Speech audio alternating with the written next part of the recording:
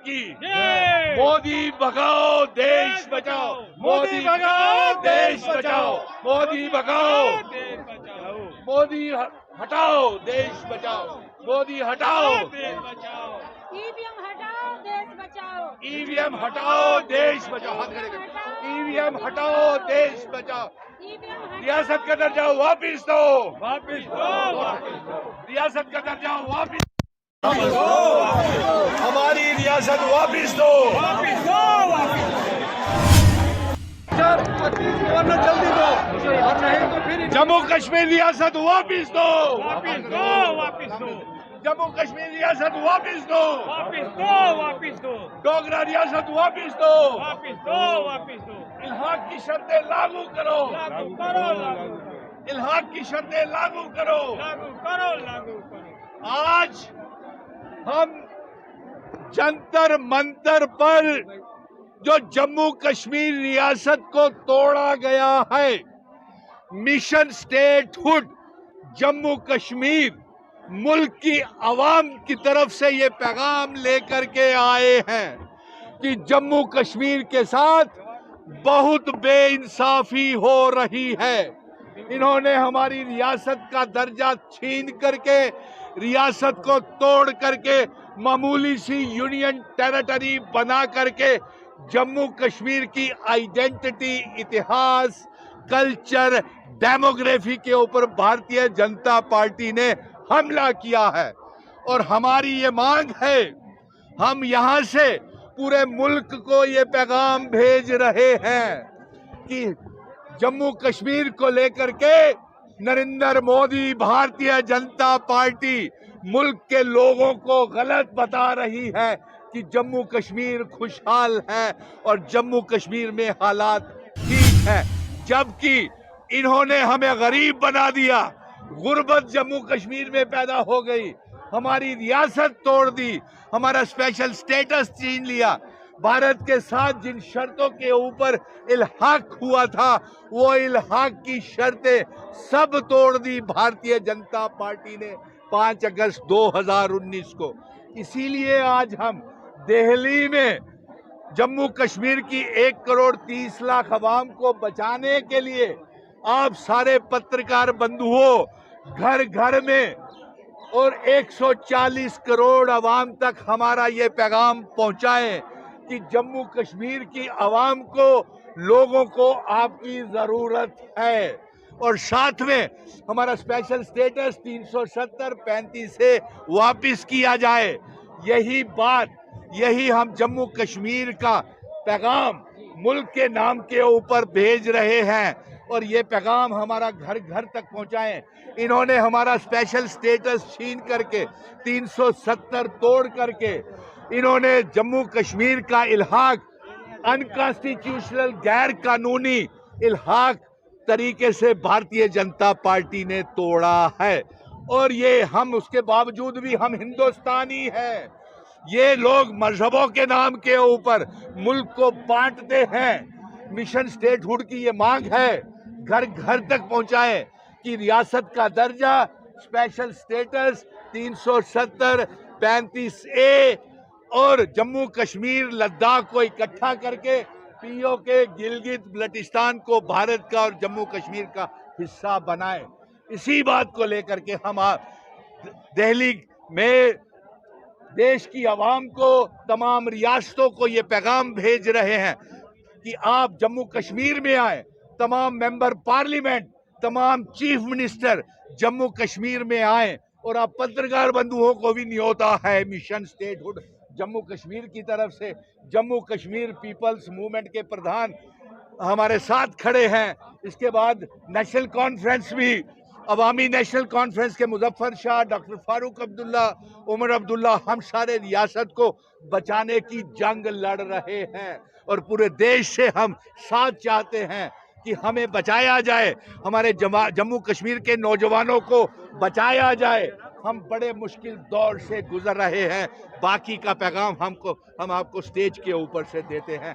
धन्यवाद, बेहद शुक्रिया। है मानवता, इंसानियत, ह्यूमैनिटी के आधार पर लोकतंत्र को प्रतिष्ठापित करना। और विभिन्नता में बीजेपी की सरकार जो है वो एनडीए है और उसे हराने के लिए 26 पार्टियों का इंडिया बना है। और वो क्यों बना है उस पर हम थोड़ी सी रोशनी डालना चाहते हैं। और एनडीए आपके मार्फत से आज राष्ट्रीय महागठबंधन जो है एनडीए नेशनल ग्रीन अलायंस का अनाउंसमेंट करने जा रहे हैं, जो थर्ड फ्रंट होगा।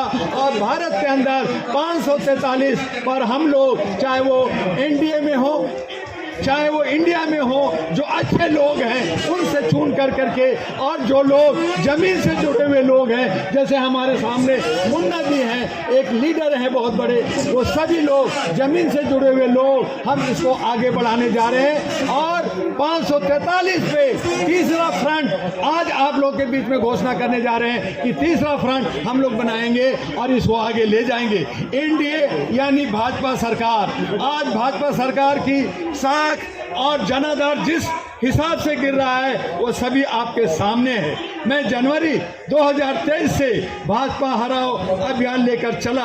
पहली कामयाबी हमें कर्नाटक में मिली। अगर आप सब देखें कि किस प्रकार वर्तमान सरकार जुमले पे जुमले कर रही है, मानवता का हनन, भेदभाव और जातीय उन्माद चरम सीमा पर पहुंच गया है। लोग बेरोजगार हो रहे हैं, शिक्षा और स्वास्थ्य आम जनता की पहुंच से बाहर हो गई है। देश के संसाधन निजी संसाधनों, निजी सेक्टर के हाथ में दिया जा रहा है, या यूँ कहें कि दे दिया गया है। जनता की आर्थिक स्थिति निम्न स्तर पर, या यूँ कहें घर परिवार चलाना आज मुश्किल हो गया है। ऐसी सूरत में कुछ लॉलीपॉप के सहारे क्या पुनः बीजेपी को स्वीकार करेगी? बीजेपी अपनी जीत के लिए आश्वस्त है। 38 पार्टियों, या यूं कहें अली बाबा 40 चोर की कहानी को चरितार्थ करते हुए अकेले आदरणीय सम्माननीय हमारे प्रधानमंत्री नरेंद्र मोदी जी आगे बढ़ रहे हैं। दूसरी तरफ भाजपा को हराने के लिए 26 पार्टियों से अधिक समूह बनाकर इंडिया मैदान में ताल ठोकने के लिए तैयार हो रही है। अगर हम गंभीरता से देखें तो एक NDA make in India, new India का नारा देने वाला हर भारतीय को उल्लू बना रही है। और दूसरी तरफ इंडिया यानी ईस्ट इंडिया कंपनी बनाकर पहले भी ये सारे समूह जनता को ठगे हैं और आज पुनः ठगने के लिए कुछ लॉलीपॉप का वादा कर मैदान में आ रही है। ऐसी सूरत में हमारी भोली भाली जनता क्या करे, क्या न करे, कहाँ जाए कहाँ न जाए कि उलझन में उलझी हुई है। साथियों, आज जरूरत है लोकतंत्र को साफ सुथरी छवि देने के लिए नौजवानों, महिलाओं और बुद्धिजीवियों को आगे आने की। जो लोग अपने मत का मतदान नहीं करते उन्हें आगे आने का और अच्छे सच्चे देश हित में काम करने वाले लोगों को आगे लाने का। जब देशभक्ति नहीं होगी तब तक अच्छे जनप्रतिनिधि का हमें अभाव रहेगा। आइए बार बार गंभीरता के साथ सोचिए, आपस में सलाह मशवरा कीजिए, जैसा कि सुप्रीम कोर्ट और चुनाव आयोग भी चाहती है कि अच्छे सच्चे लोग लोकतंत्र का स्तंभ बने और भ्रष्टाचारी क्रिमिनल तत्व के लोगों के हाथों में सत्ता की चाबी नहीं हो।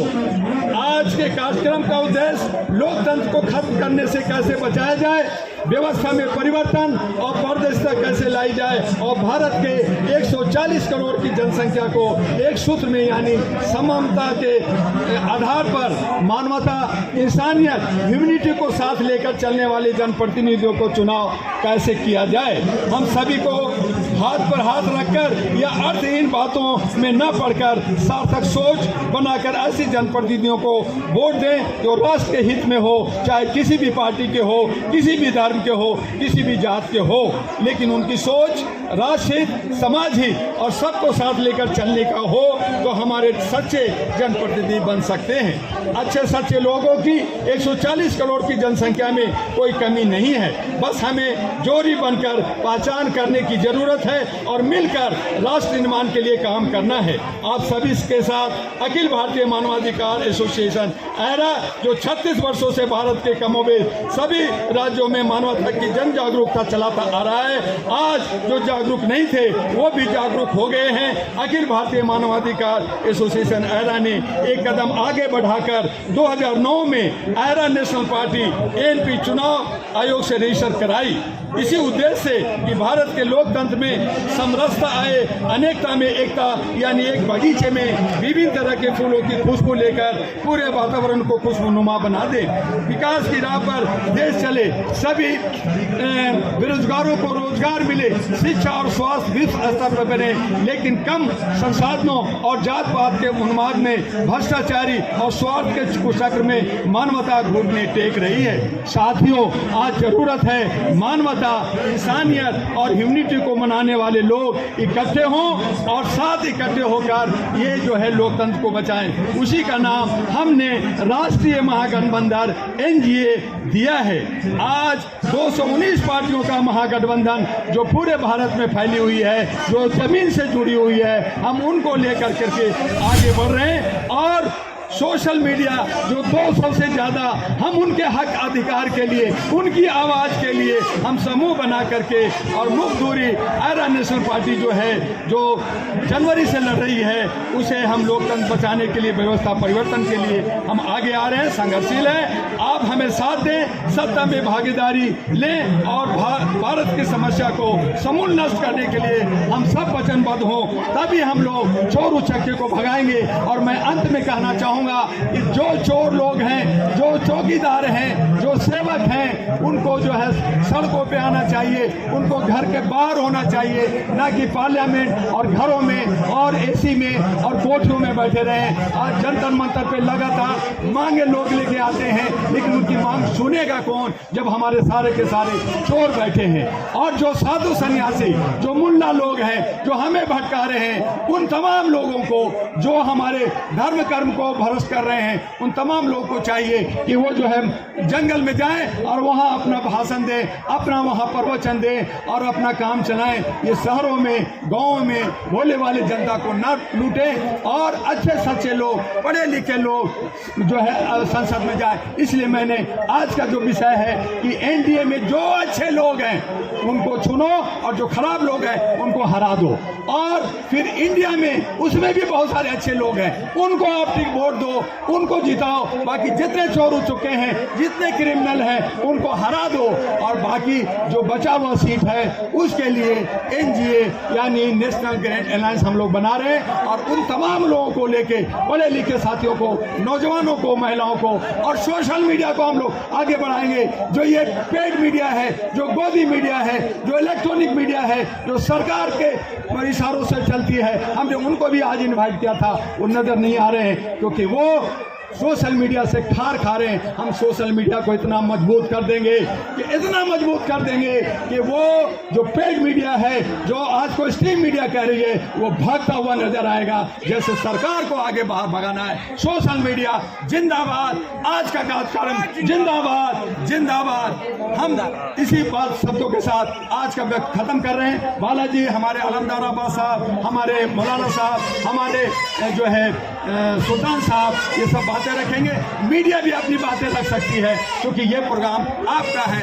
आप जो स्टेज पे बैठ करके बात करेंगे। गम नहीं, जमाना बदल गया, मुझे इसका गम नहीं। मेरे प्रोग्राम की कामयाबी है तुमसे, तुम कभी बदल ना जाना। तो भाइयों दोस्तों, ये जो आज 9 अगस्त 1923 को जो ये प्रोग्राम चल रहा है, ये भ्रष्टाचार के खिलाफ है। जिस तरह से 9 अगस्त 1947 को महात्मा गांधी ने कहा था, अंग्रेजों भारत छोड़ो, हम कह रहे हैं भ्रष्टाचार भारत छोड़ो। देश की जनता आती है और 2024 में एक नई संसद होगी, एक नया पार्लियामेंट होगी, नए संसद सदस्य होंगे और नई सरकार होगी और ये संविधान उसी तरह से चलेगा। इस संविधान को कोई छेड़ नहीं सकता, कोई बदल नहीं सकता। केवल भारत की संसद ही इसमें अमेंडमेंट और इसमें संशोधन कर सकती है। 1857 की बगावत की तरह आज भी ये दिखाना चाहती हूँ कि आज हमारे साथ वही हो रहा है जो अंग्रेजों के टाइम में हुआ था कि हीरे जवाहरात न दौलत की बात करे,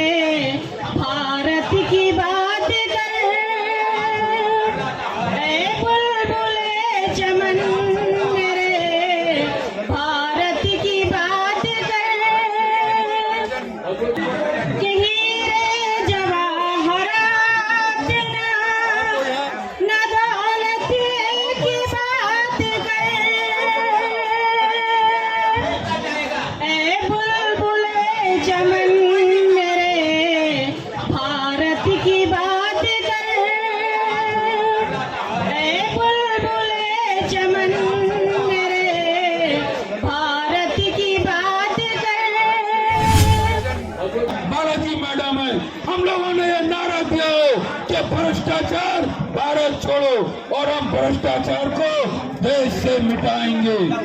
और इसके लिए हमने एक नेशनल अलायंस बनाया है। तो ये अलायंस आपको एक नई रूपरेखा, एक नई दिशा देगा, जिसका नेतृत्व डॉक्टर एम युद्धवा जी कर रहे हैं। ये एरा नेशनल पार्टी के भी राष्ट्रीय अध्यक्ष हैं और इस भ्रष्टाचार को दूर करने के लिए हमने इस भारत के संविधान में कहा है कि फंडामेंटल राइट में एक अमेंडमेंट, एक संशोधन होना चाहिए। All laws will justice and justice according to laws. और फंडामेंटल ड्यूटीज में भी एक अमेंडमेंट होना चाहिए, self civil liberty and self rule of law. आज का ये जो प्रोग्राम है, first of all we see this constitution of India in which our movement against corruption, you, the people of India, having solemnly resolved to constitute India into a Soviet socialist democratic republic and to secure all its citizens according to Dr. B.R. Ambedkar in 26th day of November 1949, Khatmer Jatu. This Constitution of India, other side is such Khatmer Jatu. So I am